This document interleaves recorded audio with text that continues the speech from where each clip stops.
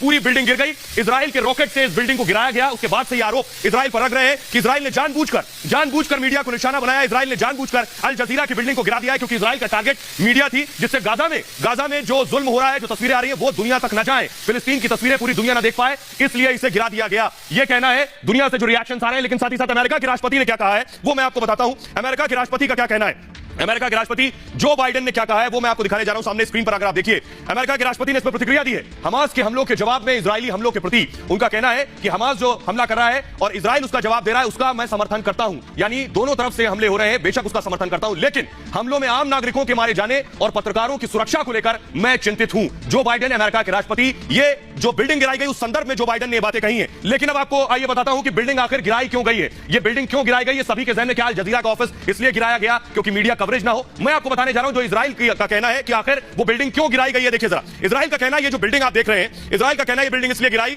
ये 14 मंजिला इमारत थी। इस 14 मंजिला इमारत के बारे में ये जानकारी मिली कि हमास का मुखिया, यानी आतंकी संगठन हमास का मुखिया इसी इमारत में रहता था, उसी इमारत में जिसमें अल जजीरा का ऑफिस था। हमास का मुखिया इस इमारत में रहता था। हमास का खुफिया दफ्तर, यानी हमास का खुफिया दफ्तर भी इसी अल जजीरा की इमारत में था। पहले इमारत खाली कराई गई। बड़ी इंपॉर्टेंट चीज है, इजराइल का कहना है कि पहले बाकायदा इमारत को खाली कराया गया, सायरन बजाकर लोगों को कहा गया कि इमारत खाली कर दें। लोग इमारत खाली करके चले गए। इमारत गिरने से किसी की मौत नहीं हुई है, यह कहना है खुद अल जजीरा का, यह कहना है खुद इजराइल का। आइए अब आपको सुनाते हैं खुद इजराइल के प्रधानमंत्री बेंजामिन नेतन्याहू क्या कह रहे हैं। उनका कहना है कि उनकी पूरी कोशिश है कि आम जिंदगियां ना जाएं, उनका दुश्मन और दुश्मनी हमास से है। सुनिए जरा। We take special care to avoid these civilian casualties, exactly the opposite of Hamas. Defeating Hamas does not only serve Israel's interest, it serves the interest of all those who seek peace, stability, security in the Middle East.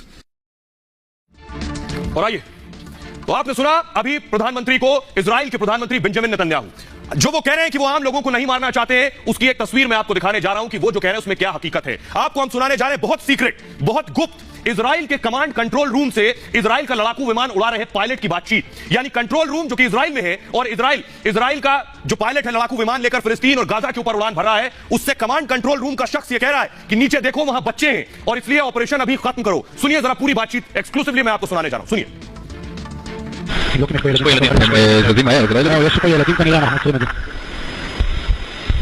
נכון, יש פה אחד גדול וכמה קטנים. אנחנו חושדים בילדים ואנחנו לא נלך על זה, אני חושב שהם ילדים. תבדוק אם יש פה ילדים. הם זזים מהר, זה לא ילדים. יש פה ילדים כנראה, אנחנו עוצרים את זה. נכון, יש פה אחד גדול וכמה קטנים. אנחנו חושדים בילדים ואנחנו לא נלך על זה, אני חושב שהם ילדים. תבדוק אם יש פה ילדים. הם זזים מהר, זה לא ילדים. יש פה ילדים כנראה, אנחנו עוצרים את זה.